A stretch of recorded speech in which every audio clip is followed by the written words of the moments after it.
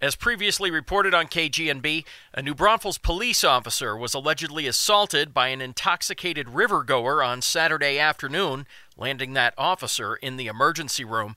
This event violently brings to the fore the issue of river safety, which the city has been actively dealing with for the last few weeks with measures like staggered river entry and enhanced traffic control near the last public exit. New Braunfels Mayor Gail Pospisil spoke with KGNB's David Ferguson about the incident on yesterday's Mondays with the Mayor program. Apparently there was a domestic disturbance that was taking place on the riverbanks, and one of our officers went in to try to break up the fight and was actually assaulted by one of the people involved in the domestic disturbance. Was choked unconscious and actually had to go to the hospital. And that's a situation we just can't tolerate. We want people to have fun, but we really can't tolerate behavior that's putting the safety of others at risk. The cause of this and some other river problems is obvious to her. It's really a shame. So much of this, I think, is two things. Partly it's the crowd. You get the kind of the crowd mentality that egg people on.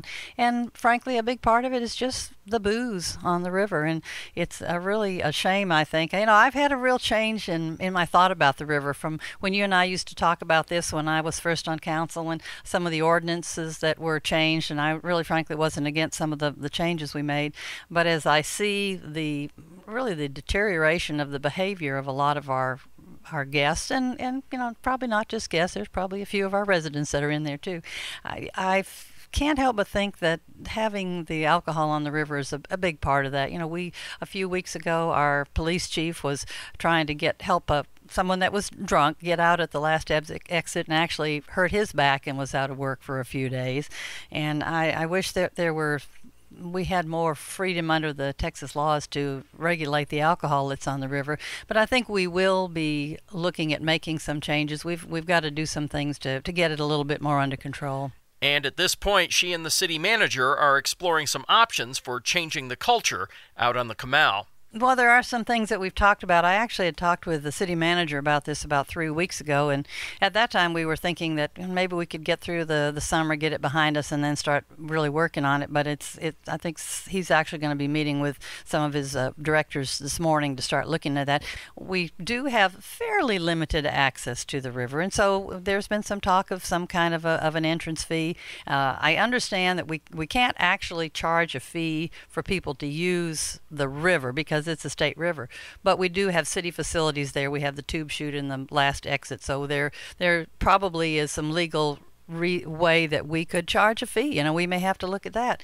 We can't prohibit alcohol, but we may have to look at whether we prohibit containers. We have a real serious litter problem. That may be something that we may have to look at. There are some things we can do, and I think right now at least as far as I'm concerned, I have an appetite to try to address the problems. For my part, and from a lot of people that I've talked to, there is an appetite for trying to find some better solutions. I haven't talked to other city council members, so I don't know, what their feelings are. But yes, I think now is the time to do something. Of course, Police Chief Tom Wybert had a few things to say about this situation as well.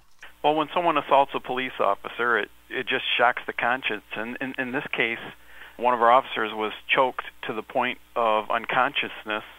And that's something that we won't tolerate as a police department or as a community. And speaking on behalf of the police department, we have every intention of throwing the book at this guy. Obviously, we're not going to let this one go. At last report, Cothran had been released from the Comal County Jail on a $125,000 bond and had not been cooperating with local police. Stay tuned to KGNB for updates on this story as it develops. I'm Mike Reynolds, KGNB News.